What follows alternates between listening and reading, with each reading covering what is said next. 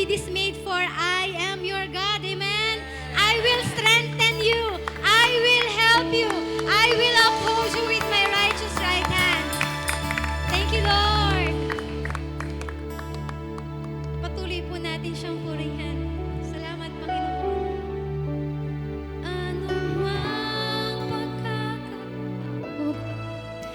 Anumang pagkakataon, anumang maging sitwasyon, ika'y pupurihin.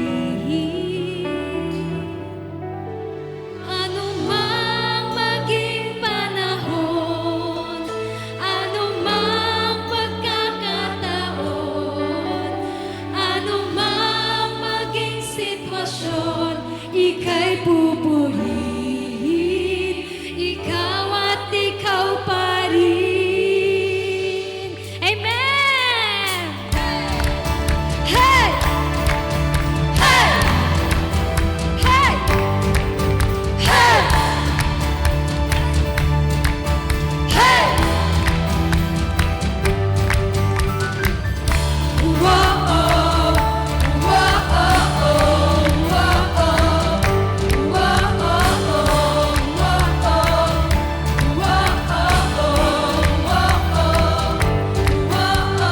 Araw-araw kasiyahan, araw-araw kagalakan, araw-araw, O Diyos, araw-araw, O Diyos, araw-araw sasamahan, araw-araw sasamahan, araw-araw di iiwan, araw-araw, O Diyos, araw-araw, O Diyos. Anumang panahon, Panginoon, anumang maging panahon, anumang pagkakataon, anumang maging sitwasyon, ika'y pupurihin, ikaw at ikaw pa rin.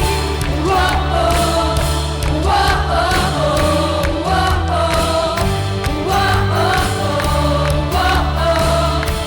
whoa-oh, whoa-oh, araw-araw kasiyahan, araw-araw kagalakan, araw-araw, O Diyos, araw-araw, O Diyos, araw-araw sasamahan, araw-araw sasamahan, araw-araw di iiwan, araw-araw, O Diyos. Amen! Araw-araw, O Diyos. Anumang panahon, anumang maging panahon, anumang pagkakataon, anumang maging sitwasyon, ika'y pupurihin. Anumang panahon, Lord, anumang maging panahon, anumang pagkakataon, anumang maging sitwasyon, ika'y pupurihin. Ikaw at ikaw pa rin. Whoa-oh, whoa-oh, whoa-oh, whoa-oh, whoa-oh, whoa-oh, whoa-oh. Wala kang katulad, wala kang katulad. Wala kang katulad, wala kang katulad. Wala kang katulad, wala kang katulad. Wala kang katulad. Amen! Wala kang katulad. Wala kang katulad, wala kang katulad. Wala kang katulad, wala kang katulad. Wala kang katulad, wala kang katulad. Wala kang katulad, wala kang katulad. Wala kang katulad, wala kang katulad. Wala kang katulad.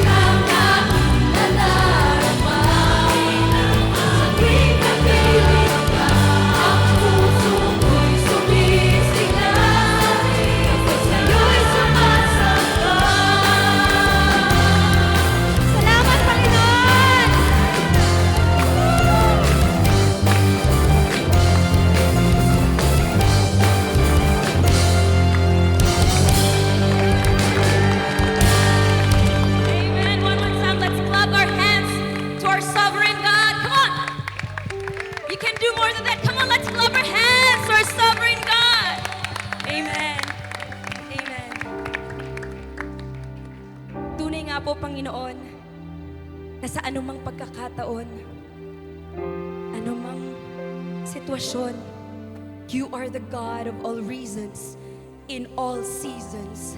And today, Lord, we just want to worship You. Give You glory. Come on, church. Itaas natin ang ating mga kamay bilang tanda ng ating pagsuko, bilang tanda ng ating pag-adore sa isang makapangyarihang Diyos. Tayo'y umawit.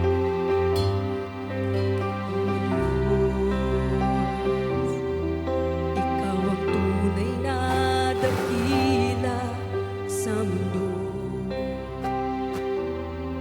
Ikaw ang haring nagmahal ng tulad ko. Ginawa mong lahat, pag-ibig mo ay tapat at wagas. Awitin natin. Wala nang babantay sa kabutihan mo. Yes, God. Ang ngalan mo'y itataas sa buhay ko. Sundin ang loob mo, iparinig ang nais mo. Sa lahat ng panahon, Diyos ka sa amin. Sa lahat ng oras, nariyan para sa amin. Panginoong Jesus, purihin ka.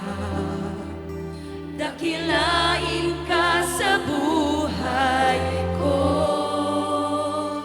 Aming Ama. Dakilain ka, Ama. Awitin natin mula sa simula. Let's sing this. Come on, church. Ikaw ang tunay na dakila sa mundo. Ikaw ang haring nagmahal ng tulad ko. Nagmahal ng tulad ko. Ginawa mong lahat, pag-ibig mo ay tapat at wagas.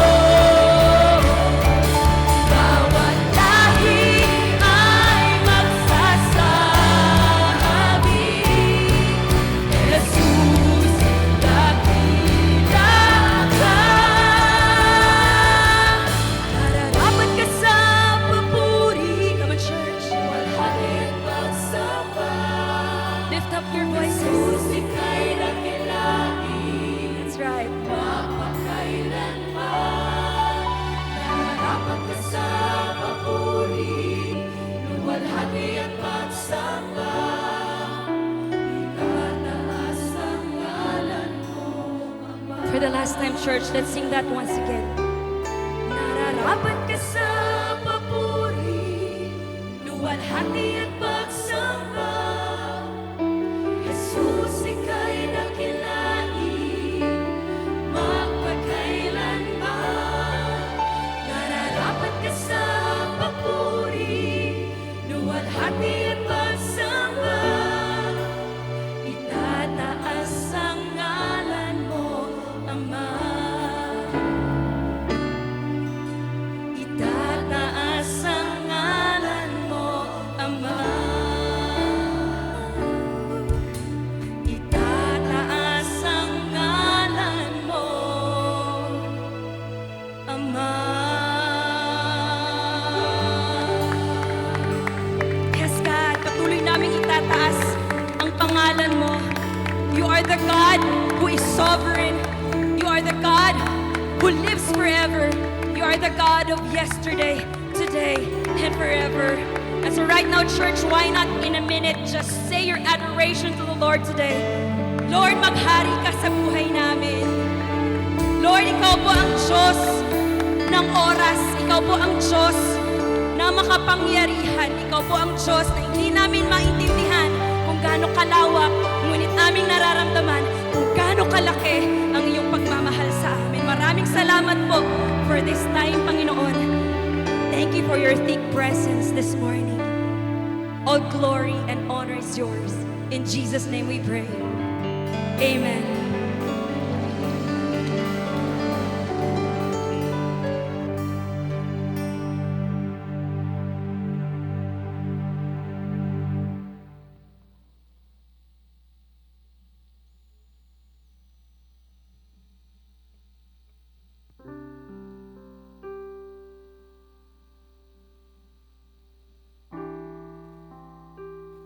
Happy Sunday, Life Giver Church. I am Carmina Manalo and I am here to share my life-giving story. Bata pa lang ako noong nakilala ko ang Diyos through Sunday School. Ganun pa man, hindi po naging madali ang childhood ko due to our financial struggles and influenced by wrong people. Kaya dumating din ang panahon na nakalimutan ko ang Diyos. And because of this, I started to rebel. Sumali po ako sa isang co-fraternity and sorority para may mapatunayan. Naranasan ko po ang mahazing at dumating sa point na ako na yung nangi-hazing sa mga bagong miyembro namin. Indeed, bad company corrupts good character. Di nagtagal, na-expose na rin ako sa bisyo and I found myself in wrong relationships. Because of that wrong decision, sunod-sunod rin ang mga maling nangyari sa buhay ko. Hanggang sa I was betrayed by the closest people in my life. Yung sorority na akala ko ang puso ay sisterhood, ay hindi pala. At yung mga taong pinaka-inaasahan kong tutulong sa akin even betrayed me. And because of this, I felt so lost and alone. Mahirap talaga ang buhay na wala si Kristo. Dito na ako kinausap ng Panginoon. Binigyan niya ako ng strong desire bumalik.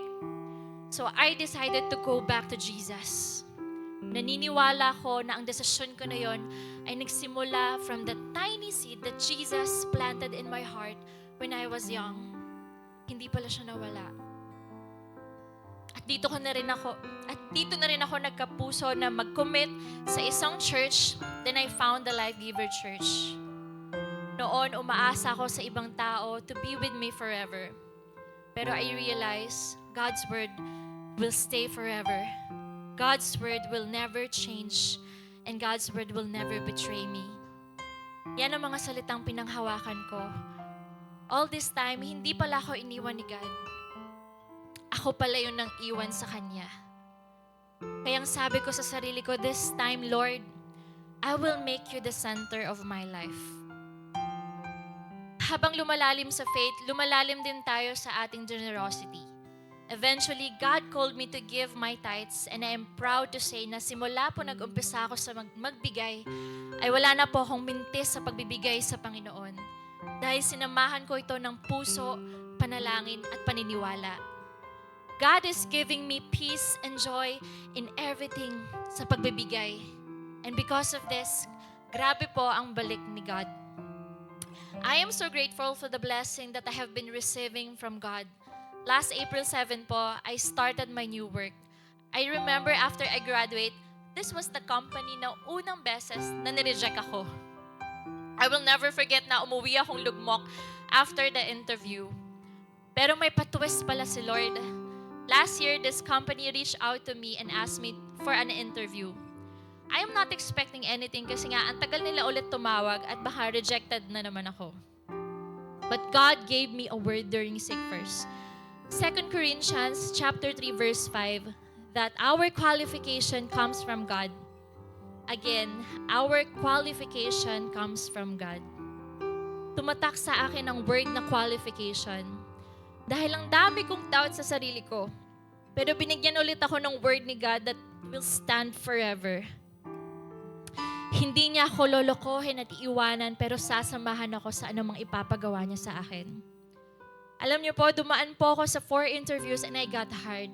It is one of the little twists of my life. Yung dating company nag-reject sa akin after my graduation ngayon, they are asking me to join them. I am not a replacement but my role is new to the company.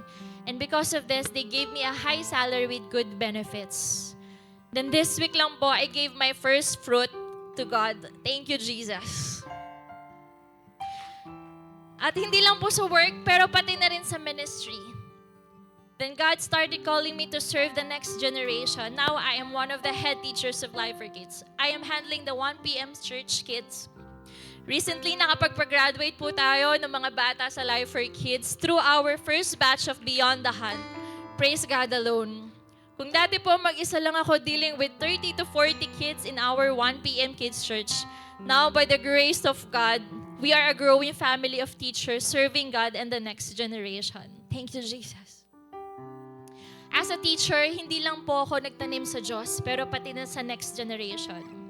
I encourage you all, Life Giver fam, na taniman natin ang mga bata about Jesus because they will not depart from it. Dumating man ang time na magkamali sila o madapa sila sa buhay, alam nila kung kanino sila babalik. Pero of course, hindi tayo titigil sa kids. I am one of the mentors of Life Giver BGC. I am sharing the gospel with my college friends and co-workers. We started the Batasan Life Group also to reach out more in the communities. Ngayon, kasama ko na rin ang best friend ko na nagsaserve kay Lord. Recently, she was awarded Life for Kids Volunteers of the Month and I'm very proud of her. Thank you, Lord. Now, I am doing God's purpose with right principle, purity, passion, and peace. Kaya wag tayong tumigil na magbigay, manalangin, at maniwala kay God. Out of nowhere, He will do an amazing twist in your life that is beyond your imagination. Ang dating estudyante lang ng Sunday School, ngayon teacher na. Ang dating na-betray at mag-isa, ngayon may buong Life Giver family na sumusuporta.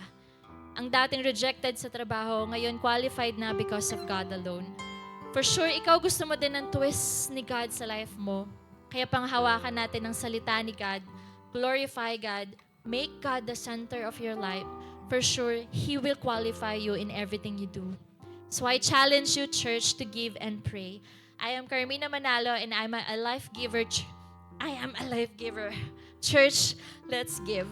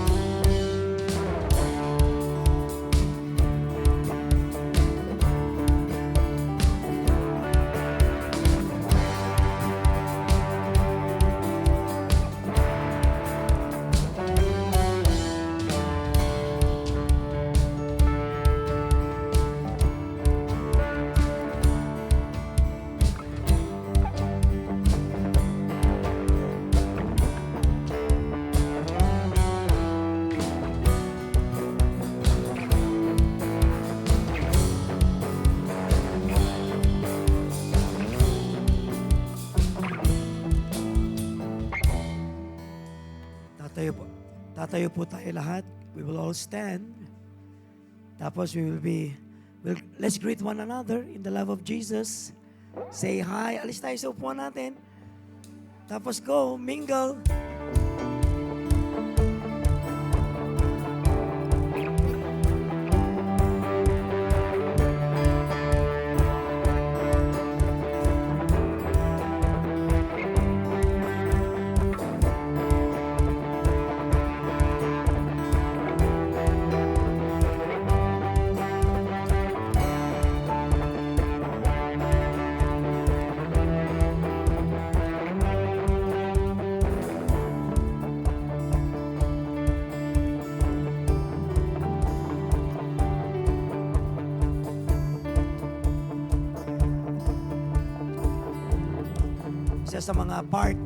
Isa sa mga bahagi ng ating gawain ay hindi lang mag-worship at hindi lang makinig ng word, kundi makipag-mingle, mag-pray. So I want you to go to any person and then I want you to pray for him or her. Sige po, kuha tayo, partner natin, manalangin tayo sa kanya. Let's pray for him or her. Panalangin natin na pagpalain siya ng Panginoon. Ano man ang kanyang request kay Lord, ano man ang kanyang gusto na ibigay ng Panginoon. Come on, pray for one another in the love of Jesus. Anyone, kahit di natin kilala, come on.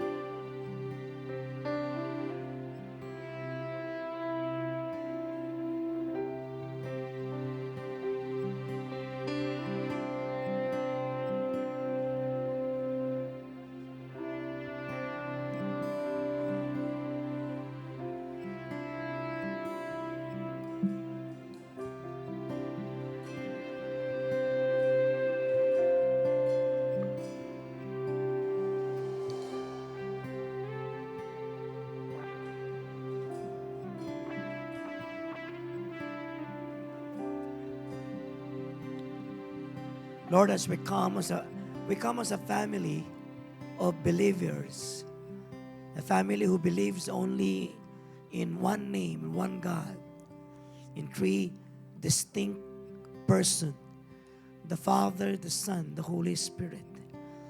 May you anoint us as we listen to your word.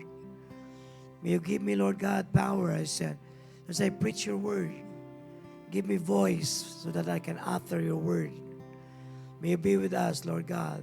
Give us comfort, Lord God, in this season. We are grieving. We lost a brother, a son. We lost a partner. But, Lord God, we believe, Lord God, that He is right now with you. Not only comforted by the presence of the heavenly presence, but also He is with you to be compensated, to be awarded and rewarded with what He did for the past 35 years. And today, as we celebrate His life, remembering all, lahat ng ginawa niya, Panginoon, I pray, Lord God, that may you comfort us as we continue to our journey to worship you, serve you. I pray, Lord God, that unfinished task will be fulfilled by us. You are coming very, very soon. Be with us, O Lord. We love you. We thank you. In Jesus' name, and everybody say amen. Hallelujah. Take your seat, please. Today, my word is the God who reveals, the God who reigns. Ang Diyos na naghahayag ng katotohanan o ng sikreto at ang Diyos na naghahari. So yan po ang ating pag-uusapan. Let's watch this video.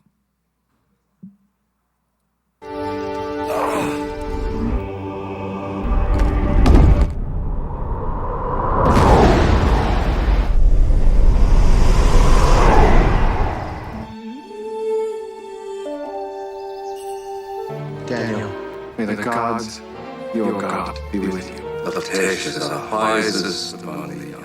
Art thou able to make known unto me the dream which I have seen, and the interpretation thereof? There is a God in heaven that revealeth secrets, and maketh known unto the king Nebuchadnezzar what shall be in the latter days. Thy dream and the visions of thy head upon thy bed are these. Thou, O king, sawest and behold a great image. This image, whose brightness is excellent, stood before thee, and the form thereof was terrible. The head was of fine gold, the breasts and arms of silver, the belly and thighs of brass.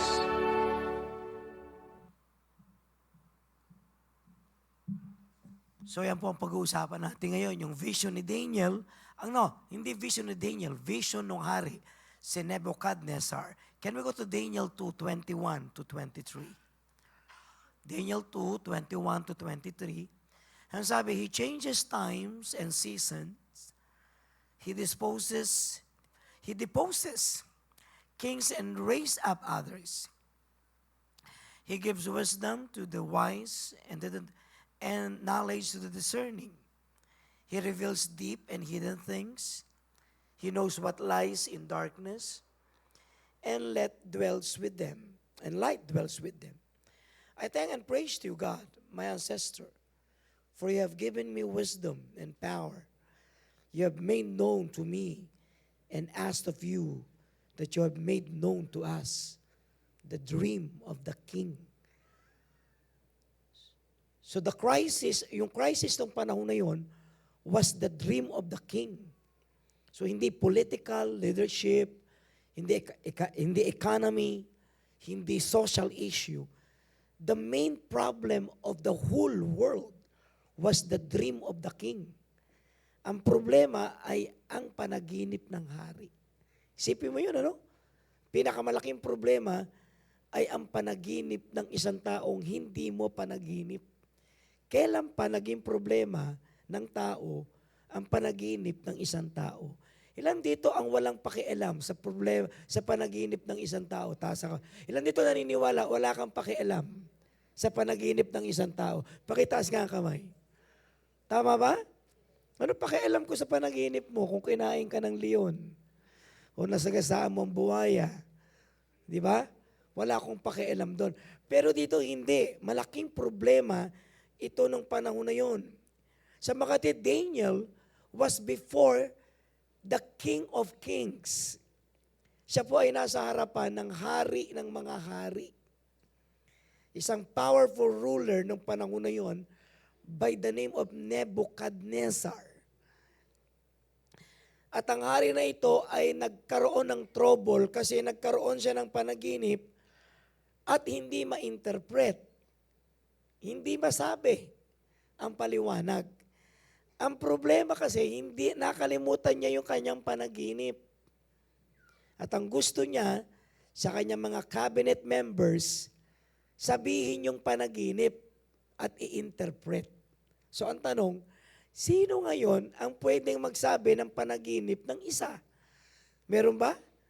Kaya nyo bang i-dream yung dream ng isa, tapos sabihin ang paliwanag nito? Sumagot po kayo dyan. Kaya ba? No one. Tama po ba? So ngayon ang problema nitong hari, ipapapatay niya ang cabinet members niya pag hindi sinabi yung panaginip and its interpretation. Ayan ba? Andiyan ba kayo? So yun na. At yung nabasa natin ay kasagutan ni Daniel kasi pinapostpone muna niya. Sir, wag na muna kayo magpapatay. Baka sakaling mapanaginipan ko yung panaginip nyo kasama ng kanyang meaning or interpretation. Are you interested with this? So itong tatlong verses na ito na binasa natin, basahin ko lang sa Tagalog. Tagalog ha? Sinabi niya, so napanaginipan ni Daniel, sabi niya, purihin ang pangalan ng Panginoon Diyos forever. Marunong ang Diyos at powerful. Kaya niyang baguhin ang panahon at kasaysayan. Siya ang nag-aalis at naglalagay ng mga hari sa kapangyarihan, karunungan at pangunawa sa mga tao na siya ang pinagmulan. nire-reveal niya ang mga mysteries at mga sikreto. Alam niya kung ano ang nakatago sa dilim dahil napapalibutan siya ng liwanag. Pinupuri kita at pinasasalamatan, O Diyos, ng mga ancestors ko. Finally, that evening, it was revealed before Daniel. And he went to the king and revealed to him what was the dream, including its meaning or interpretation. Matindi to. Okay? So yan ang ating pag-uusapan. Hindi ako namumulitika, but definitely we will be hitting the issue of politics in our generation. Secondly, ang mga sudden death or pwedeng kamatayan na nagaganap sa ating kapaligiran. Una, 3 bagay ang kailangan natin maintindihan. Are you okay? Malat na po ako, baka pwedeng tulungan niyo ako. Can I hear an amen for that? Amen? Is God good? Is God worthy of our praises? Is He deserved to be magnified this morning? Yes. Number 1, una, with these 3 verses, 3 important facts that we really need to know. Una, that God is sovereign over all. Ang Diyos ay soberano sa lahat. He is sovereign. Makapangyarihan ang Diyos, in control. Kasi maliit lang yung word sovereign. But it entails, sabi rito, entails a huge, di ba, awesome meaning. Grabe ang laki. Tingnan natin yung text. Sabi niya, He changes times and seasons. He deposes kings and then raises up others. Kasi nung napanaginipan pala nitong si Nebuchadnezzar, nakakita siya ng isang enormous, huge statue. Andyan siya Yan, kunwari ako, nakaganyan sa kanya. Yan, nakaganyan sa kanya. So, nakita niya, itong ulo hanggang dito, gold. Tapos itong arm, tsaka itong balikat, is silver. Tapos itong thigh, itong tiyan, is brass. Pagdating sa legs, bakal. Pagdating sa feet, tsaka toes, mixture of bakal and mixture of clay. So habang nakatingin sa kanya na ganun, may isang bundok o may isang bato tumama doon dito sa paa. And eventually, nag-crumble yung buong statue, nadurog. Pagkadurog, pinong-pino. Tapos humampas ang malakas na hangin, tinangay tapos nawala. Tapos yung batong tumama rito, lumaki hanggang sa malaking kaharian na pinagaharian ng isang Diyos at isang Panginoon na siyang hari. So yun, hindi siya nakatulog doon. Yung ating pag-uusapan, sinasummarize itong napaka-importante nito. Can we go to Pinoy version? Pinoy version, meron ako Kaya ang Diyos na ito, sabi niya, nung nakita na ni Daniel, ang Diyos, Lord, ikaw, na Diyos ko, kaya mong baguhin ang panahon at kasaysayan. Siya ang nag-aalis at naglalagay ng hari ng presidente. Karunungan at pangunawa ng mga tao, siya ang pinagmulan. Yan ang pag-uusapan namin. So who is this God? Now remember, no, si Daniel ay nanaginip. Siya ay ginawang part ng gabinete. Galing sila sa Judah, kinapture ng Babylon, at ang buong Babylon was the America or probably the China that covers all the rulership of the world. Buong mundo hawak nila. Kaya siya yung hari ng mga hari. Itong kausap ni Nebuchadnezzar, isa siya sa gabinete. Problema, kapag hindi sinabi sa kanya, galit na galit, ipapapatay lahat, kasama siya. Kasama yung kanyang 3 kaibigan na naging gabinete. Okay? So yun ang pangyayari. At Hindi alam nung hari, kaya pala siya bothered. Sapagkat ang panaginip niya pala ay may kinalaman, hindi sa panahon niya lang. It will cover the nation that will follow him, then another nation, and eventually it will be lead to the coming of the Lord Jesus Christ. The rulership of Jesus. Siya yung bato at kaharian niya, yung tumama doon sa paa. Nawala lahat itong kaharian na to. Sa mga dito, itong kaharian nito ay hindi isang tao, kundi division ng lahat ng kaharian sa buong mundo na magaganap sa buong mundo. Masisira. Mawawala ang buong mundo at ang masamang politika ng buong mundo. Can I hear a name? So yun ang nangyari. So una, sinabi niya rito na siya ang nagbabago ng kasaysayan. Tama ba? Siya ang nagbabago ng panahon. Amen? Pangalawa, siya ang nag-aalis ng hari. Katulad nung anak niya, nung pinalitan siya, nung gabi na nagkasala sa Diyos, pinalitan agad yun. Isang gabi lang yun, pinalitan siya. So God deposes kings and then He raises up others. Okay? O sa mga una, ang Diyos ang nagbabago ng panahon, season, time and seasons. Pangalawa, He deposes kings. And thirdly, He raises up others. So yan ang ating Panginoon. Ibig sabihin, ang pinapakita rito, why is God is sovereign? Bishop, bakit God is sovereign? Lawak ng word sovereign. Katulad natin, meron tayong statement ng soberenya ng bansa, ng mga tao. Kasi when you say sovereign, it means the royal elegance and rulership. God daw has a royal elegance. Kahigtan ng kanyang paghahari. Pangalawa, when you say sovereign, it symbolizes excellence in ruling. Okay? Ibig sabihin, master. Grabe ang soberenya mo. Ibig sabihin, master mo ang pag-govern. Pagmamanage, pagpapatakbo ng gobyerno.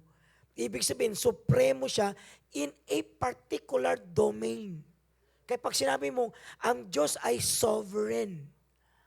Ibig sabihin, ang Diyos ay may excellent na pamumuno, pagpapatakbo ng kanyang pagpupolitika at paghahari sa particular na bansa, season o tao. Kaya ayon sa atin, tayo daw mga Pilipino ay may sovereign na paghahari sa ating bansa.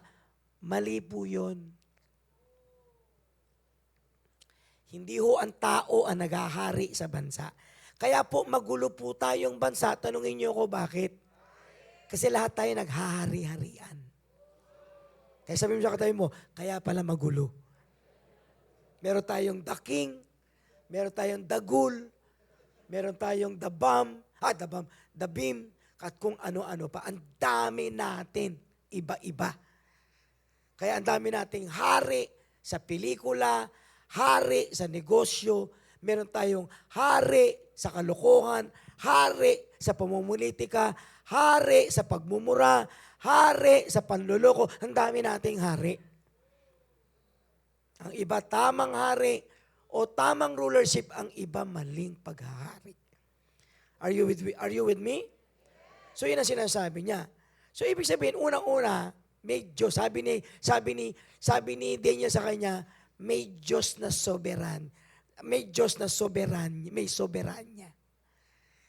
Hindi ikaw. Hindi lang ikaw. Ikaw ay lumalahok lang sa sovereignty of God's rulership over people. Andiyan ba kayo? Ibig sabihin, may mga panahon, may mga season. Okay? At ang Diyos daw, ang sinasabi ni Daniel, because God is not distant or uninvolved with these affairs. As a matter of fact, when you say sovereignty of God, it is God control over all rulership. Hindi mo pwede sabihin, grabe ang Diyos, pinabayaan kami, naglagay siya ng demonyong hari o demonyong presidente. Hindi po. Pwede mong lagyan ng adjective yung hari, pero believing na walang control si Lord, That is wrong. Si Lord ang may sovereign control ng lahat ng mga bagay. Tama ba? Kaya minsan, yung presidente nyo hindi nananalo. Tanungin nyo ako, bakit? Kasi hindi siya nilalagay ni Lord. Tama ba? Talagang ganon. At may mga tao na nilalagay niya, Bishop, bakit yung masama ang nilagay? Inaalaw ni Lord ilagay ang masama kasi meron siyang mensahe upang malaman mo siya ang naglalagay at pangalawa, siya din ang nagtatanggal. Sabi mga sa katabi mo, aray ko. So God is not distant or uninvolved. Meaning He orchestrates the events of history. There will be season and seasons change at His command. So leaders rise and leader falls. While human rulers may think that they are in control like this one, because Daniel was confronting or in front of an evil king. He was an evil king.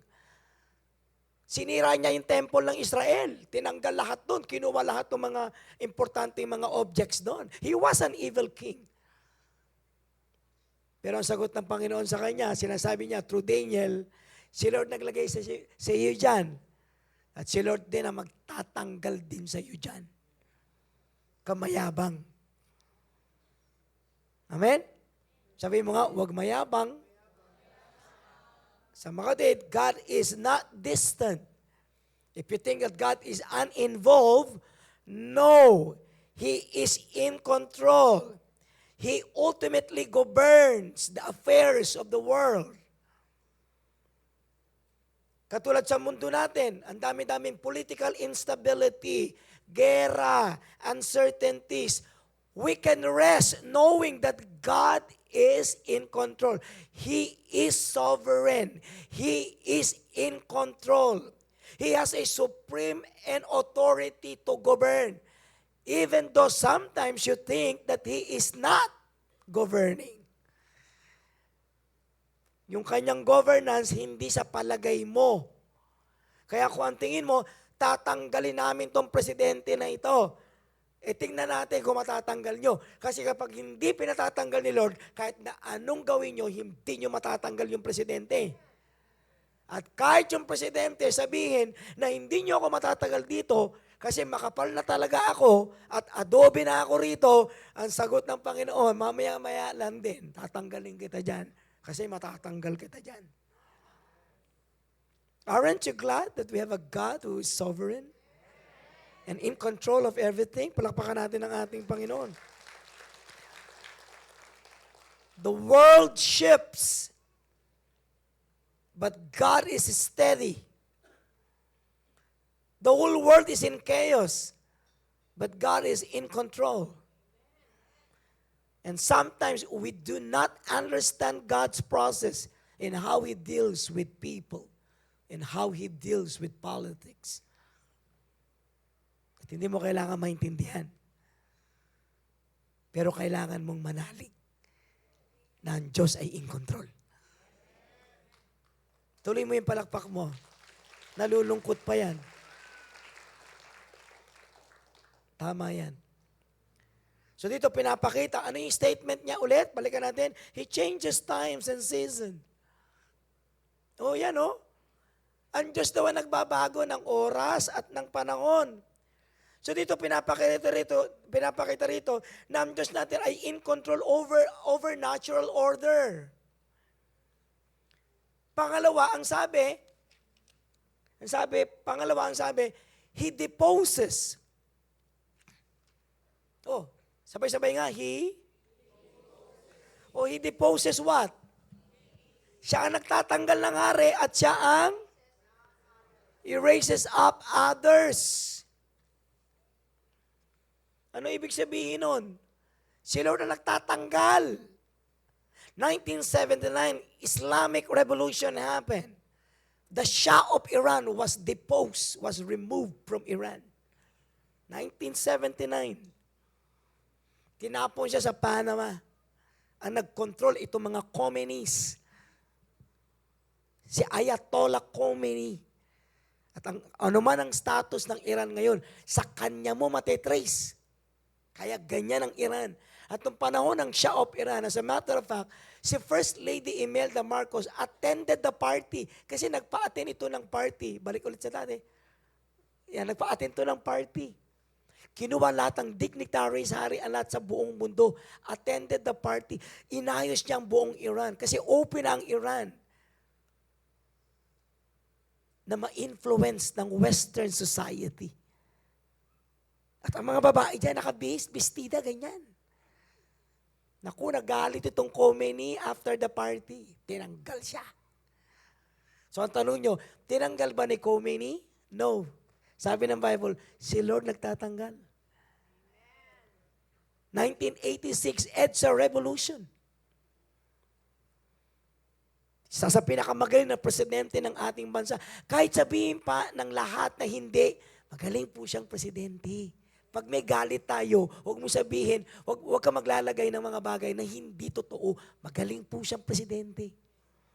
Na ilagay niya sa pedestal ang bansa, sa pinakamataas na pedestal sa Asia. Hindi lang sa Asia, sa buong mundo.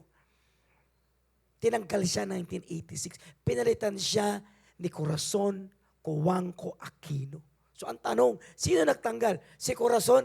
Hindi ho. Nakalagay sa Bible, si Lord ang nagtatanggal. 2001, EDSA 2 Revolution. Tinanggal sino? Si Erap. Dahil sa isang envelope na ayaw pabuksan. Natatandaan nyo ba yon? Tama ba? At sinong kaninong account? Ayan, puntahan nyo sa Google. Jose Velarde, Jose Vidal. Ayan, o yun. Natanggal siya. EDSA 2. Pinalitan ni Gloria Macapagal Arroyo. Pinakamatagal na presidente sa Pilipinas. Si Gloria, 12 taon nata. Tama ba?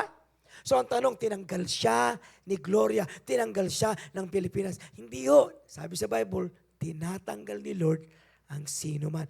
Siya rin ang nagre-raise. So ang tanong, hindi nanalo yung presidente mo. Hindi nanalo yung manok mo. Magmamaktol ka dyan? Hindi. Hindi siya nilalagay ni Lord. Tama ba? At ba't inaalis yung presidente mo? Kahit binoto ng marami. Hindi. Inaalis din siya ni Lord. Sumagot ang Bible pero ayaw mong unawain. Kaya ngayon, nagagalit ka. Ba't ka nagagalit sa politics? People will come, go. King will come, they will go. King will be installed and they will be removed.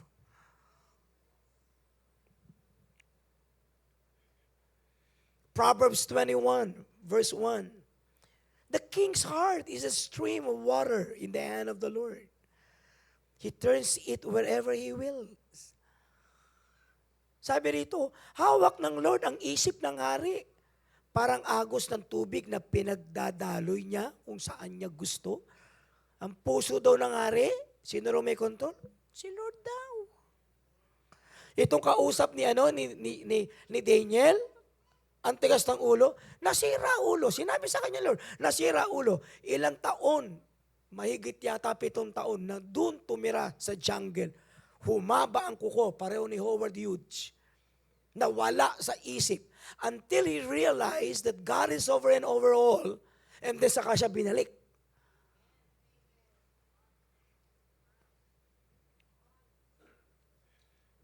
Bishop, si Idi Amin, ba't inalaw ni Lord? Oo, iaalaw. Pero si Lord na magtatanggal. Inalaw ba si Hitler? Yes, he was allowed.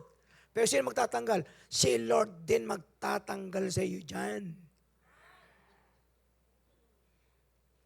Nandiyan ba kayo? And so, while earthly ruler rise and falls, remember this, that there is only one king that will reign in eternity.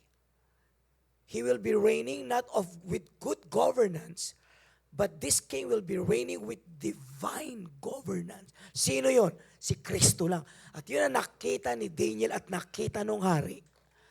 May isang bato mula sa malayo, tumama sa paa niya. Nadurog lahat ang kaharian ng buong mundo, nalusaw, pati ang China, malulusaw yan. Hindi pwedeng magyabang, hindi, ang dami namin mga ballistic missiles, wala kayo. The moment tumama ang bato ni Kristo sa iyo, durog kayo lahat dyan. At isang malaking bundok ang itatayo mula sa batong tumama dun sa toes ng statue. There's only one king and one God that will reign forever, and that king is Jesus Christ. He is the King of Kings and the Lord of Lords. Andiyan ba kayo? So anong kailangan natin matutunan? Una, faith over fear. Ano sabihin ng faith over fear? Ibig sabihin, when the news is filled with conflict, when the news is filled with inflation, when there are gulo in elections or global tensions, believers can resist panic. God isn't reacting to events. He's ruling over them. Ibig sabihin, imbis na matakot, pananalig sa halip na takot. Kapag ang balita ay puno ng kaguluhan, pagtaas ng presyo, kaguluhan dayaan sa halalan, o paninindigang tensyon, ang mga pananampalataya ay hindi kailangang mataranta. Hindi pa sa dumutugo ng Diyos sa pangyayari, pero namamahala pa rin siyang ng may husay at galing. At minsan, huwag tayong matakot sa katahimikan ng Diyos. Sapagkat ang katahimikan ng Diyos ay ang pamumuno pa rin ng Diyos sa buhay natin. Sabi mo sa katabi mo, andiyan ka pa ba, kapatid? Are you still with us? Palakpakan natin ang ating Panginoon. Una, manampalataya kaysa matakot. Bishop, tumataas ang bigas. Oo, tumataas din ang pananampalataya. Pastor, tumataas po ang kuryente. Tumataas din ang provision ng Lord. Depende kung sino tataas. At huwag tayong matakot, tumaas lahat yan. Kasi tataas ang pananalig mo sa Diyos. And so, isusupply ng Panginoon ang kanyang pamumuno upang ipakita sa iyong siya ang tunay na presidente at siya ang tunay na hari ng mga hari at Panginoon ng mga Panginoon. Pangalawa, so anong gagawin ko ngayon? Gulo-gulo ng politika. Pray for your leaders. Manalangin ka. Ipanalangin ang mga pinuno. Ang pagkaalam na ang Diyos ay ang naglalagay ng pinuno ay hindi nangangahulugang hindi na tayo makikialam. Sa halip, pinikaya tayong mas taimtim na ipanalangin ang mga nasa kapangyarihan dahil kayang-kaya ng Diyos na impluwensyahan ang kanilang mga desisyon. Si Lord pala ang nagdidesisyon sa puso ng hari eh. Bakit tumigas ang Pharaoh? Sabi ng Biblia, pinatigas siya ng Diyos. Bakit siya lumambot? Pinalambot din siya ng Diyos. So, ibig sabihin, knowing that God appoints leaders doesn't mean we disengage. No. It encourages us to pray more earnestly for those who are in power, trusting that God can influence their decisions. So, ang tanong nyo, bakit dinala si PRRD sa dahig? Andiyan ang sagot. Bagamat mananagot ang tao sa precedents o sa mga procedures o process, pero sa kabuuan, sino nagdala doon? Andiyan ang sagot. But it doesn't mean na hindi mananagot ang mga taong gumawa ng maling procedures. Pero ang tanong, sino nagdala? Si Lord. Nandiyan ba kayo? Ngayon, kung hindi ka naniniwala God is in control, bakit mo pa siya ginawang Panginoon at tagapagligtas? Walang sense. Pangatlo, personal seasons. Remember, bagamat may overall seasons, panahon o oras, ang bawat lumalahok nito, Darating ang hari, aalisin. Darating na naman ang isa, aalisin. Ano ibig sabihin to? May mga personal na seasons. May mga personal na panahon. Ang katotohanan ito ay totoo rin sa ating personal na buhay na kung paano binabago ng Diyos sa mga panahon ng isang bansa, abay kaya rin niyang baguhin ang mga panahon mo. Hindi naman, ang Diyos ay hari, siya ay pangmalakihan. Hindi ho. Kahit sa mga maliliit na mga bagay sa ating buhay, lumalahok ang Diyos at siya ay in control. Andiyan pa kayo? Nung isang araw namatay si Carl.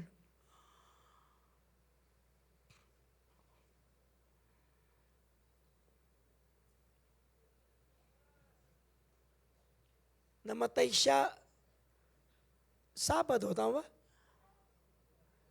8:00 ng umaga. Aba, ang buong kwarto ay hindi ho umiiyak. Nag-aagawan ang lupa at langit.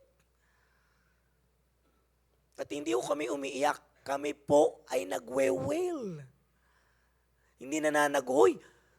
Nag-aalburuto, umisigaw kami. We were trying our best, di ba, na i-pull out siya at kunin sa langit. Ang problema, hindi kami nanalo.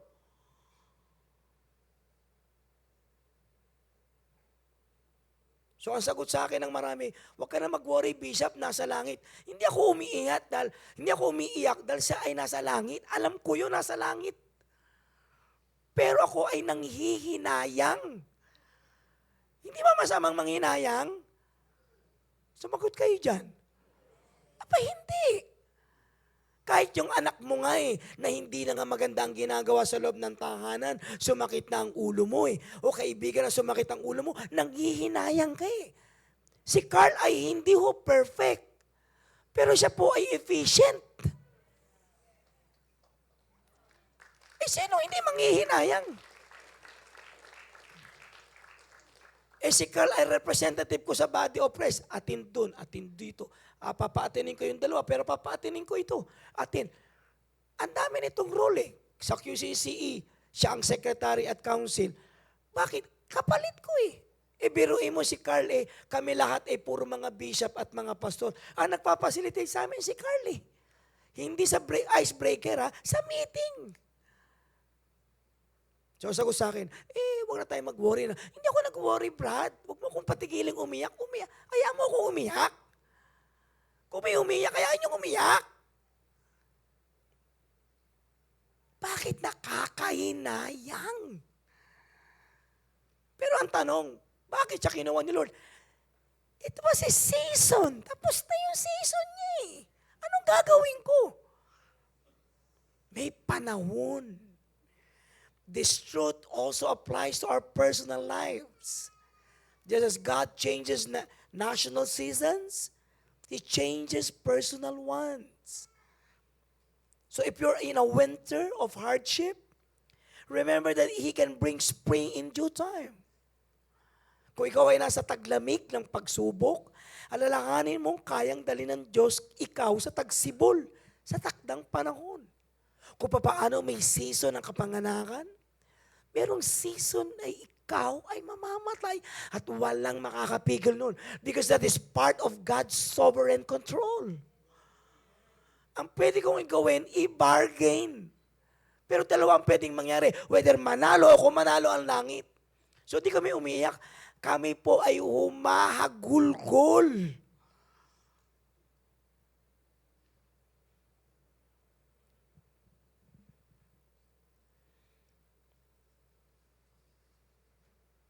So to conclude this, God is sovereign. Whether may masamang hari, mabuting hari, aalisin nilalagay, o whether may taong mamamatay sa hindi taktang panahon, God is sovereign. He is sovereign. At isa sa pinaka-comforting message is nasa langit siya. No, hindi yun comforting sa akin. Pinaka-comforting message sa akin, God is sovereign. God knows what He is doing. Mas may alam siya kaysa sa'yo. Pwede ako magsabi, Lord, wag na lang si Carl. Meron akong suggestion, 5. May 5 po ako, Lord. May 2 matanda, 3 bata. Meron akong suggestion. Wag to. Kasi pa nag-abroad ako, aatin ito ng meeting, ipapacilitate yung meeting namin. Siya nagkogano nun. Mag-aayos kami lahat ng mga bylaws. Siya rin. Baka kala nyo, ginamit niya sa life giver. Hindi ho. Siya ho, representative ko sa lahat. And guess, sa burol ni Carl, magugulat kayo, ang daming body of Christ. He's not perfect. He was not perfect. But he was efficient. Don't be perfect. Baka hindi mo kaya. But be efficient. He was efficient. I really mean it. He was efficient. Pero tanong ko, season niya eh. Ano gagawin ko? May kanya-kanya tayong season. At nung namili si Lord, kung kailan mamamatay si Carl, sa pagitan ng 2 artista niya nilagay ang kamatayan ni Carl. Si Carl ay artista ng Panginoon.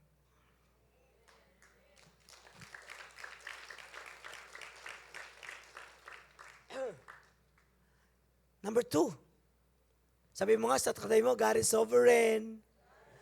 Sabi mo sa kanya, God is in control. God rules. He governs. Number 2, are you okay? Malakas na palakpakan sa Panginoon.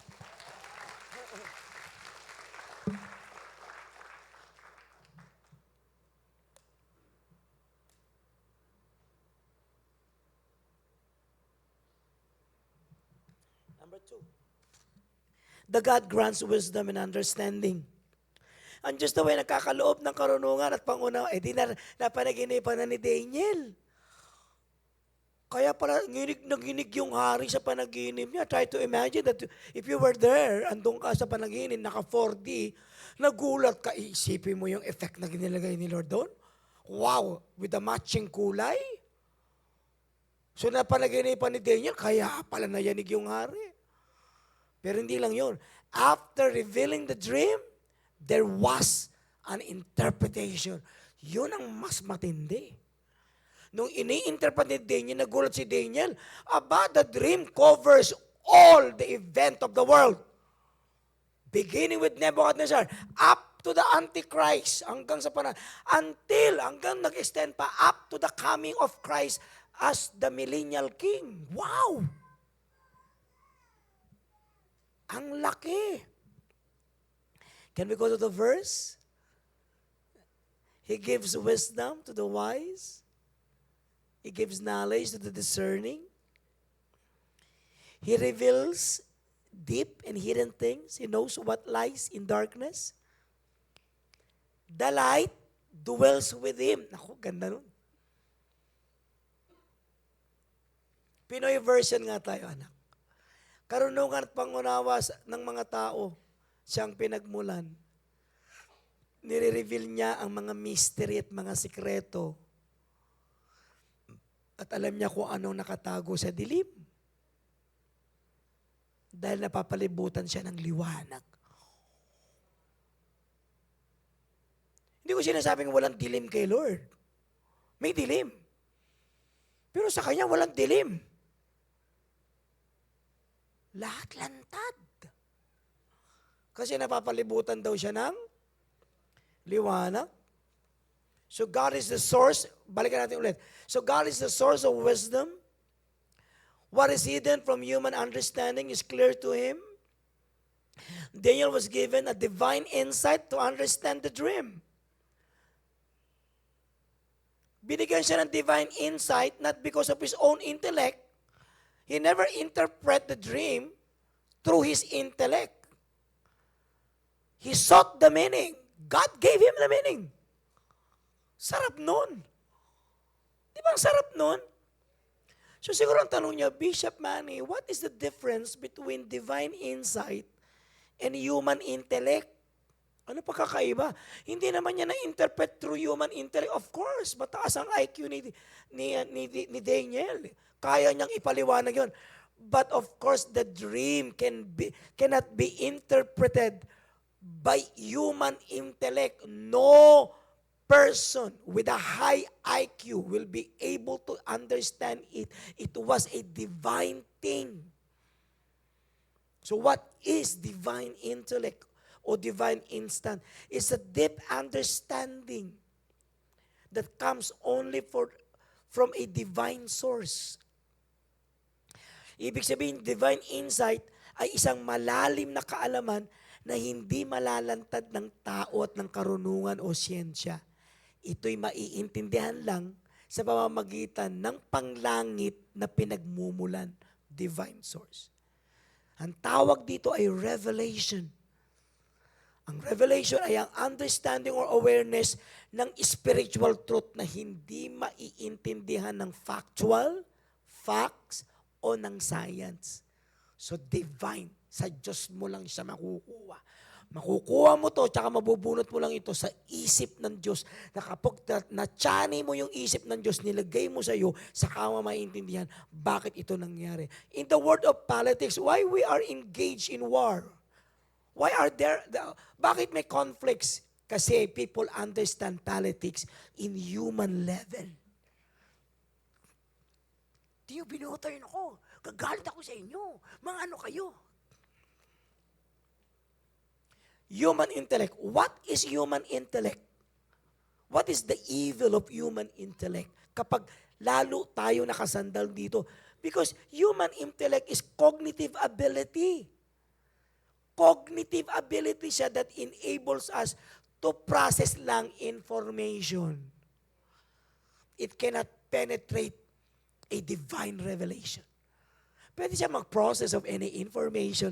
Ganun talaga, tingin ko ganito ang nangyari dyan eh. Kung ganyan ang kwento, siguro baka pwedeng ganito ang nangyari. Ganito pala ang nangyari. Alam mo, ganito yan eh. It processes,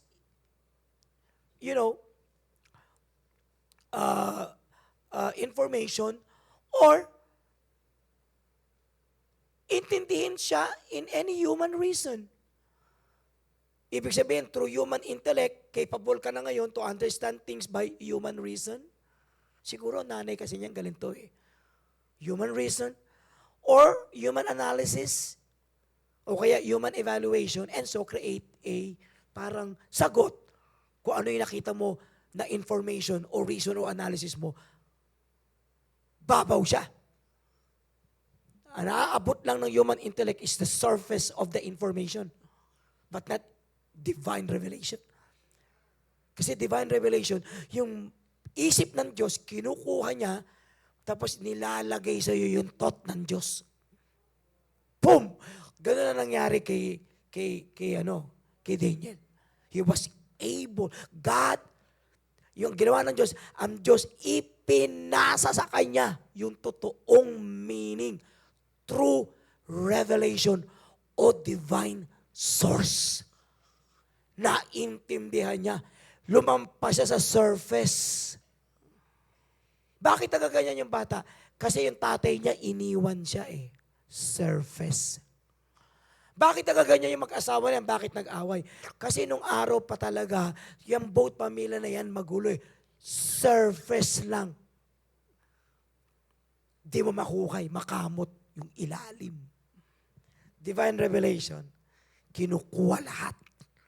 Naiintindihan mo according to God's perspective. So, hindi mo lang alam kung ano ang nangyari. Alam mo kung ano ang sagot. Andiyan ba kayo? Hello? Ganun yun. Kaya ang sagot niya, kaya yung divine insight, ayan, napapasa sa ng Diyos, binibigay sa iyo. Tingnan niyo to. Sabi rito, that He knows what lies in darkness. Alam daw niya. Alam daw ng Diyos kung ano ang nakahiga. Kung ano ang nasa kadiliman. Hindi ko na nakita, madilim eh. Sabi ng Diyos, alam ko nga kung ano yung laman ng dilim eh. Ano sabi ni James? James 1:5. If any of you lack wisdom, let him ask of God, who gives generously to all without finding fault.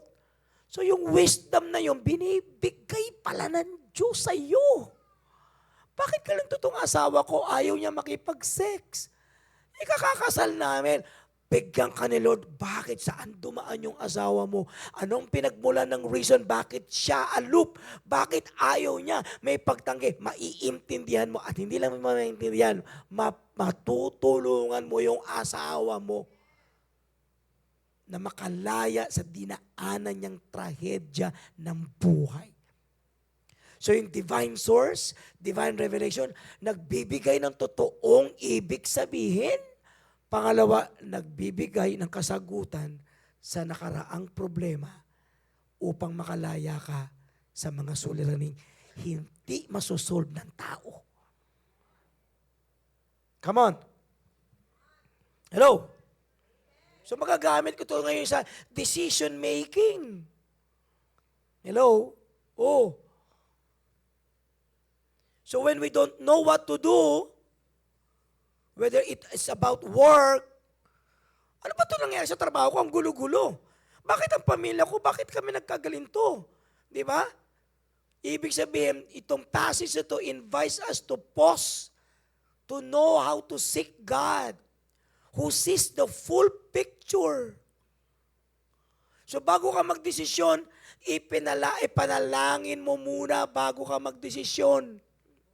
Huwag munang magdesisyon, sakalang hihingi ng gabay. Sa bawat hakbang, unahin ang panalangin. Bakit hindi gumagaling tong misis ko? Bakit galing tong anak ko? Bakit ang tumal ng pananalapi? Ano ang reason ba't umiikot ang karamdaman sa amin? Bago gumawa ng desisyon, alamin sa Diyos ano ang dahilan. At ang sabi ng James, ang Diyos ay masaganang magkakaloob, hindi nanunumbat. Ako ba'y may kausap pa? Gusto niyo magpalit tayo, kayo naman dito, ako makikinig? Amen? Pangalawa, discernment in a confusing situation or world. Anong gagawin ko ngayon? Di ba? Ang gulo. Anong kailangan ko? Discernment. Sa gitna ng dilim, maging bukas sa payo ng Diyos. Yan muna. Panalangin muna bago magdesisyon. Pangalawa, discernment in a confusing world. Confusing world yun. Pangalawa. Okay? So with so much misinformation and spiritual deception today, we need the divine discernment that comes from God. Not human intellect. Kasi sabi sa atin, ang daming magagaling, palpak. Ang daming masabat, palpak. Ang daming advice, palpak. Yung nag-a-advise, palpak din. Yung ina-advisean, palpak. So anong kailangan? Discernment. Confused ka eh. So pangalawa, ibig sabihin, maging bukas sa payo ng Diyos. Ang Diyos mismo ang nagbigay kay Daniel. Ano ang sagot? Daniel, ito ang napanaginipan. O ha, ulitin ko ulit. Ay, napanaginipan niya. Pero sabi niya, Daniel, yung una na naginip niyan, walang sagot. O pangalawa, ikaw ang pangalawa na naginip, opo. O sa'yo, bibigay ko yung sagot. Yung meaning. Yung sagot. Pag nakuha mo naman ang meaning, may sagot na eh. Yung mga bata, nagrereklamo, pinabayaan kami ng tatay ko, pinabayaan kami ng nanay ko. Surface, di masolve. Surface. Lagi dinidil natin ang mga buhay sa surface o balat lang o ibabaw lang. Kaya paulit-ulit ng paulit-ulit. At may mga tao kahit bigyan mo ng advice, kung talagang makulit at magulo, paulit at paulit at paulit-ulit lang ang nangyayari. Same problem, nag-occur at maraming hindi lang occur, nagre-recurrence, paulit-ulit. Kasi bakit? Hindi nadidig yung totoong meaning. ang Diyos ang nagbibigay ng meaning upang masolve mo ang pang-araw-araw na suliranin na haharapin natin sa buhay. Pilipinas, presidente, economist, artista, West Pointer. Ang lahat ang gagaling, lawyer, palpak. Bakit? Hindi inaabot ang kaalaman na galing sa Diyos. Hindi nagtatanong, Lord, how do I govern your nation the way you want me to govern it? Palpak. Meron nga tayong presidente, 3 taon, walang nangyayari. Ang pinaka-main niyang, alam mo, pinaka-main niyang project, alam mo, tanongin niyo kung ano? Ayuda. Dole out.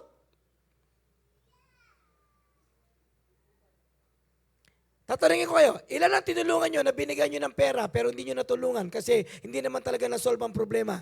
Kasi ang ginagawa niya lagi, humingi lang siya ng pera. Taas ang kamay. Wala nagtaas ng kamay. Kasi katabi niya. Andito, Bishop eh. Number 3, hope in darkness. Darkness often symbolizes fear. It symbolizes depression. It symbolizes uncertainties. So this verse assures us, sabi rito, God is not afraid of darkness. Sabi ng Bible, He can enter into it and brings light from it. Okay? Sa gitna ng dilim, may Diyos na liwanag. Huwag matakot kapag tila wala ka nang nakikitang direksyon, Bishop. Ang kapal ng dilim. Sabi ng Bible, ang Diyos ay liwanag sa gitna ng dilim. At maging sa gitna ng dilim, ang lahat ng bagay ay hayag at liwanag sa Diyos sapagkat ang Diyos ay Diyos ng liwanag. Bishop, ang dilim, wala na akong pag-asa. Naku, diyan gagalaw ang Diyos. Sa panahon na nasa total darkness ka, God will not leave you there. Because the moment He comes, the darkness now turns into light. Because in God, there is no darkness at all. Everything is laid bare. Everything is revealed. Bishop, hindi ko talaga maintindihan. Kaya ni Lord mong solvin yan sa liwanag na dala ng kanyang persona bilang Diyos ng liwanag. So pag may problema, ano ang kailangan mo? Ang sagot ng iba, ayuda, pera, mali. Sabi mo ka sa katabi mo, mali. Kasi puro pera ka eh. Ang kailangan mo hindi pera, ang kailangan mo liwanag na galing sa Diyos ng liwanag. Tanungin niyo ako bakit? Nasa dilim ka eh, hindi pera kailangan mo. Wala namang tindahan sa dilim eh. Kailangan mo liwanag ng Diyos. Kasi ang pinakaunang sagot ng Diyos lagi, illumination ng isip, ng puso, ng kaluluwa at ng diwa. So ano kailangan mo? Liwanag ng Diyos. Eh puro pera ka, tama ba? Hindi pera eh. Hindi pera eh. Natulungan ba natin? Hindi. Ubos pera. Ito masaya. Pinautang mo. Tama ba? Ilan dito nagpautang? Taas ang kamay. Taas ang kamay. Pakitaas nga ang kamay. Tanong, nabayaran ba kayo? O di ang laking dilim?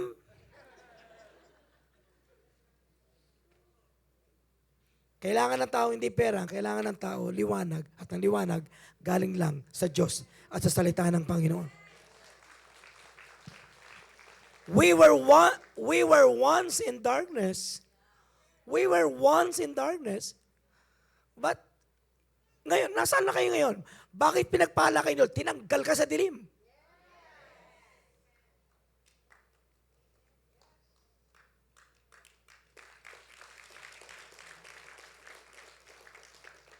Huwag matakot kapag tila wala ka na nakikitang direksyon. At huwag ka rin matakot kung nakakita ka ng dilim. At minsan, hindi ka na nakakita sa gitna ng dilim. Sapagkat the moment in-invite mo ang Diyos sa gitna ng kadiliman, ang kadiliman mismo ay nagiging liwanag sapagkat hindi kailanman matatago ng dilim ang Diyos na liwanag. Problema, sabi-sabi nga, sabi mo sa katabi mo, problema na naman daw. Pag lumapit ang tao sa Diyos, ang hinihingi, pera, hindi liwanag. Pera pa more. Ang iniwan ni Carl na bill sa ospital ay higit close to 1 million. Pero lahat kami, sagot namin, hindi. God will provide.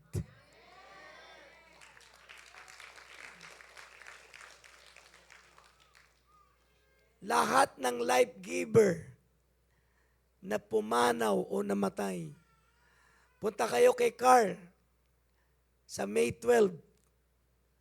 Tingnan niyo kung paano mamahalin ng life giver ang isang manggagawa ng Diyos. Hindi po ako magmamalaki po sa inyo. Punta po kayo rito May 12. Dito natin isi-celebrate. Kasi ang manggagawa ng life giver, mamahalin po namin. Pag namatay po kayo at ako, mamahalin po namin kayo. At ililibing ng maayos. Sa ibang church, tanungin niyo ako sa ibang church. Nasa ibang church ka, kami pa rin na naglilibing. Kala ko ba lumipat na yun sa ibang church? Hindi raw kilala ng church. Ba't pa kayo lumipat doon? Andun, hindi sila kilala. Tawag pa rin dito. Baka o pwede kayo mag-service. Tikman niyo po gaano kamahal ng life giver ang manggagawa.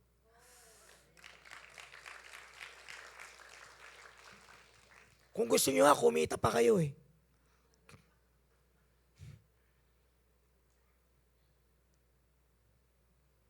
Bagat mahal po namin kayo. At kung gusto nyo i-avail yan, lapit kayo sa akin mamaya. At ililibing ko kayo, buhay pa. Ang kabako nyo, palalagyan ko ng wiper. May matching snow pa. Life giver, mahal namin ang manggagawa. Tider ka ng life giver, pambihira, mamahalin ka namin. Namatay si Papa Dari. Tama ba? Namatay ang asawa mo, tama? Ay nako, party. Party talaga. Ha? Habang umiiyak to, uy, grabe namatay si Dari, pero nakakapagkano na ba tayo?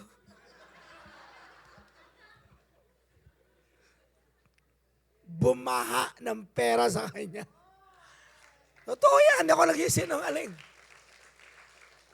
Kaya sabi ko kay Len, pag namatay ako, magdala ka ng maleta. Ba't maleta? Maniwala ka ba? Ang dami magbibigay sa'yo. Ay, ang life giver, hindi lang life giver.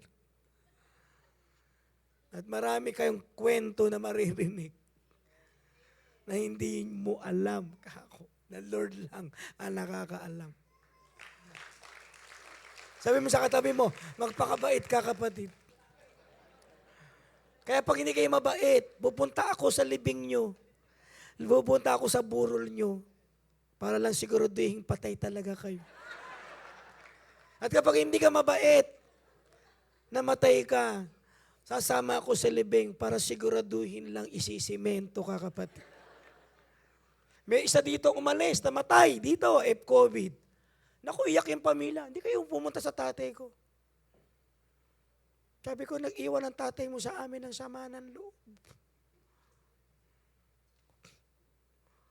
Walang pumunta, COVID. Pati namatay ka sa life giver. Habaan mo ng 2 linggo, kapatid. Isa-celebrate namin ang buhay mo. Sa life giver, kilala ka namin. At yung ginawa mo, hindi namin makakalimutan. Si Carl, ang daming kwento, makinig kayo. Sa May 12, andito. Mula alas 5, nandito na kayo. 2 batches yun. Magugulat kayo. Hindi ako nagmamalaki. Diba, pinapaalis na ako. Sa life giver, may mga churches, ang galing mag-tithes. Pag nagtatites, mabay sila sa magtatites. Pag namatay, wala na. Not a life giver. May mga tither dito, na isang araw, bumaksak ang buhay. tinaniman namin ng pera. Ang church nagbibigay ka sa church ng tithes, tapos ng panahong baksa ka, hindi nagbigay, hindi, bibigyan ka namin, tataniman ka namin. Kahit sa abot ng aming makakatataniman ka namin. Bakit? Kasi mahal ka namin. Subukan nyo, lipat kayo sa ibang church.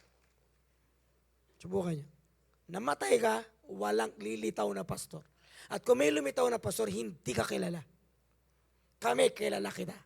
I-celebrate namin ang ginawa mo kasi ang Diyos ay Diyos ng liwanag sa panahon ng kadiliman. Ako, doon ka nagmamalaki niyan. Number 3, and last. End na pala ako. Number 3. Are you still with me? Number 3, diyan Diyos, subukan mo. Sino yung subukan?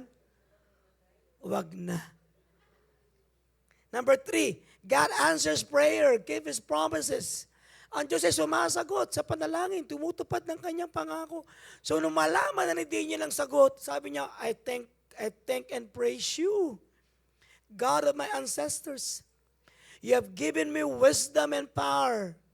You have made known to us the dream of the king. So Daniel immediately responded to God's answer. There was an answer. And so what he did was to worship God. He didn't credit the wisdom for himself. Hindi. He directed the worship to God. He directed the thanksgiving to God. Pinasalamatan niya ang Diyos. Lord, salamat po. Ang galing mo. So anong ginawa niya? Tinanggap niya yung sagot. Una, he worshiped God. Secondly, he did not take the credit. And number 3, he glorified God. Tama ba? Kaya sa panahon, ang pinakamasarap kay Lord, hindi lang malaman at punuan ang isip natin ng mga malalaking bagay. Hindi. Upang sa pamamagitan ng sagot ng Diyos, matutunan mong papurihan, pasalamatan ang Diyos nating buhay. So ang ginawa niya, nag-show siya ng humility. Instead of boasting to himself, kita mo na, iba ako na nakakaalam ng panaginip ng Diyos. He can easily boast about it. Why? That is, grabe yung distinctives niya. Na isa ka sa mga nag-i-interpret ng kalooban ng Diyos. Napapanaginipan mo ang panaginip ng isang tao, hindi mo naginip panaginip. Pwede siyang mag-boast about it, but no. He responded with humility. Tama ba? At dito makikita natin, dalawang bagay. Unang-una, God is a faithful responder. He hears. Ang Diyos natin, nasa dilim ka, He hears, He answers. Diba? Tayo naman, we humble before Him. Ano sabi ng Jeremiah? Sabi ng Jeremiah, you call upon me and I will answer you. And I'll show you great and marvelous things na hindi mo pa nakikita, ni hindi mo pa naiintindihan. God is a faithful responder. Number 2, God is a promise keeper. So Daniel refers to him as the God of my ancestor. Ibig sabihin ng God of my ancestor, kinikip niya lahat ng pangako niya sa mga lahi ko, sa mga ninuno ko. At kung anong sinabi niya doon, ire-refer, sasabihin niya, i-channel niya pa rin sa akin. God is a promise keeper. Kung alam niyo, Bishop, alam mo kapatid, kahit sa panahon na nasa dilim ka, sabihin mo ng pinakamakapal na dilim, ang Diyos natin ay promise keeper. Kaya papaano ko to maa-apply sa Diyos? Kapag madilim at kapag malalim ang hiwaga, malalim ang Diyos na maglilitaw ng hiwaga sa iyong buhay. Pag paulit-ulit ang problema mo, ibig sabihin, hindi mo naintindihan. Di ka nagbabago. Pag nagbago ka na intindihan, saka narito ang resulta. So, paano ko ito ma-apply sa aking buhay upang, una, gratitude after the breakthrough. Ibig sabihin, huwag kalimutang magpasalamat. Madalas, kapag may problema, mabilis tayo manalangin. Pero kapag may sagot na ang Diyos, nakakalimutan na natin bumalik para magpasalamat. Magpasalamat kay Lord. Magpasalamat, maayos ang buhay mo. Magpasalamat na solve mong problema mo. Pagpasalamat na nasa church ka. Lord, salamat. Every Sunday nasa church ako. Ibig sabihin, buhay ka at mananatili pang buhay sa darating pang mga panahon. Number 2, testimony over pride. Ibigay ang papuri sa Diyos. Kapag sinagot ni Lord ang panalangin, may malaking perang dumating, magandang buhay ang nagaganap, magandang bahay ang naitatayo, ibigay ang papuri sa Diyos. Kung may tagumpay o sagot sa panalangin, ipaalala sa sarili, hindi ko ito nagawa mag-isa. Ito ay dahil sa Diyos na buhay. Magsisimba tayo. Bakit? Tumayo kayo dyan. Bakit? May sinagot na naman si Lord sa atin. May pagkain na naman tayo. May bago na namang negosyo. Lumalaki na naman tayo. Ang dami nating kilala sa church. Ang dami na nating kaibigan. Ibigay ang papuri sa Diyos. And number 3, spiritual memory. Ano ibig sabihin nito? Ipagpatuloy ang pananampalataya. Laging alalahanin kung anong ginawa ng Diyos. Mga sagot na hindi niya binigay sa iba at binigay sa iyo. Mga sagot na wala lang hindi na may kinalaman sa panahon natin, kundi sa mga panahon pang darating, mga anak at apo na makikinabang sa panalangin sinagot niya sa atin, kakilala sa Diyos. God is amazing. Ipagpatuloy. May dahilan para magtiwala. Kasi ang Diyos, kung nagtiwala ka sa isang sagot ng Diyos sa isang partikular na panalangin, may sagot ulit ang Diyos sa susunod pang panalangin. At sa panahong hindi mo naintindihan, lalo ka natutuwa na, Lord, hindi ko naintindihan. Ibig sabihin, iintindi mo sa akin. At kung sa panahon na hindi na ako makawala sa kumunoy ng problema, umaasa tayo na may kamay na darating upang hilahin tayo pataas. Sapagkat ang Diyos pa rin ay nagliligtas. Kapatid, maging mabuting Kristiyano. Tikila makipag-away. Alalahanin ang mga taong tumulong sa atin. Mga tao na nalangin sa atin. Ang church na nagsikay, tinulungan kang makabangon at makaangat. Sa panahon ng tagumpay, lagi magkaroon ng spiritual memory. Hindi na maalala, tumuloy ka. 3 bagay. God is sovereign over all. Magtiwala sa Kanya. God grants wisdom and understanding. Hintayin mo mag-aral. And number 3, God answers prayer and keep His promises. Mag-enjoy ka sa lahat ng sinagot ni Lord sa'yo. At hindi lang mag-enjoy, celebrate mo kasama ng church. Para kapag pumanaw ka, celebrate namin ang kalakhan ng iyong pananampalataya. Mga alaala mong ginawa sa amin, ginawa mo sa pamilya mo. Pag namatay ka, tuloy ang buhay mo, you will be immortalized. Why? Because your faith will continue to us. And not only to us, but also continue to your children. At sasabihin namin, sarap i-celebrate ng buhay mo. Kasi bakit? Kasi kilala namin, tagos sa puso namin, na ang Diyos ni Daniel ay Diyos mo, na nagbibigay ng liwanag sa panahon ng dilim, na naghuhukay ng mga sekreto upang ihayag, upang manatili tayong manampalataya. Ang Diyos ay buhay. Dapat papurihin at dapat papurihan. Let's pray. Ilan dito ang na-bless? Taas ang kamay. Hallelujah. God is good. Amen? Sabi mo sa katabi mo, bro, sis, believe ako sa faith mo. Purihin ang Panginoon. Sabi mo, come on, everybody. Huwag lang kayo makinig. Sabi mo sa kanya, believe ako sa faith mo. At believe ako sa buhay mo. Sabi mo, believe ako sa buhay mo. Raise your hands, please. Hallelujah. Father, may the God of Daniel continuously reveal to us the truth. May the God of Daniel continuously show us His presence. May the God of Daniel continuously educate us with deep things. Lord, sana ang Diyos ni Daniel patuloy na lumitaw sa amin. At ang Diyos ni Daniel ay patuloy na magpakita sa amin. Maghayag ng mga bagay na kagilagilalas. Nawa ang Diyos ni Daniel ay patuloy na mahalin kami, na sa panahon ng kaguluhan ng mundo, may isa kaming Diyos na maaasahan, na magbibigay sa amin ng lingap, pagmamahal, yakap,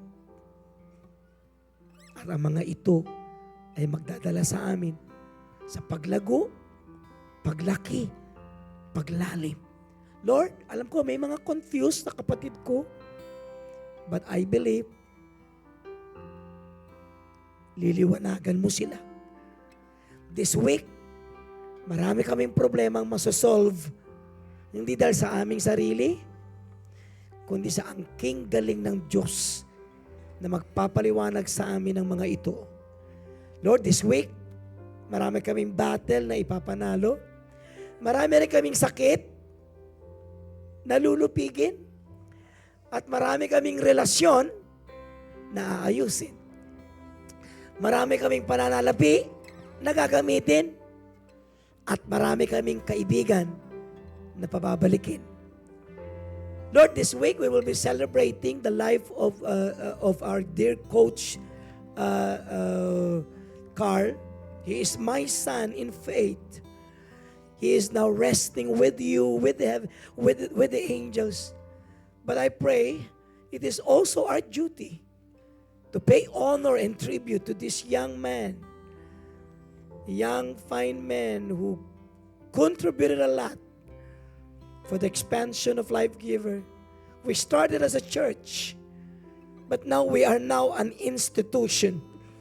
And I hope that his legacy will remain in our hearts, that we will continue to serve you, Lord, until you come. In Jesus' name, and everybody say amen. Kuha natin ang tinapay. This is the first Sunday of the week. It's May. It is proper for us to commemorate the goodness, the death, the burial, and the resurrection of our Lord Jesus Christ. Sige, ating alalahanin, taas sa ating mga tinapay. Dahan-dahan lang po tayo sa cup in order hindi tumulo sa ating mga upuan. Dahan-dahan lang po ang pagbukas. Mahirap po siyang buksan. Taas natin ating mga tinapay, ang hostya. The Lord Jesus, on the night before He was betrayed, took a piece of bread and He broke it and said, "This is my body given to you. Whenever you eat this, do this always in remembrance of me." Father, we thank you for this time, commemorating what you did on the cross 2,000 years ago. What you did for your body made a great way for us to be saved. We are saved. And we thank you for that body beaten. The bruises brought joy, happiness, and healing to our bodies. We celebrate the death of Christ today and forever. In Jesus' name. You may eat now the bread. And after supper, he took the cup, saying, "This cup is the cup of the new covenant, sealed with my blood. Whenever you drink this, you do this always in memory of me." Lord, we thank you for the blood, that you shed your blood to us. You have forgiven the sin of Carl, all his mistakes, through the blood. And now you will be compensating all what he did for you. The blood brought us into union with Christ. We were reconciled with Christ through the blood. And today we celebrate it, believing that this blood has sanctified us, made us holy, fruitful, and productive as a believer of Christ. We may now eat from the cup, please. Whenever you eat the bread and drink from the cup, you declare His death, His burial, His resurrection, His ascension, and even His second coming. Praise be the name of the Lord. Hallelujah.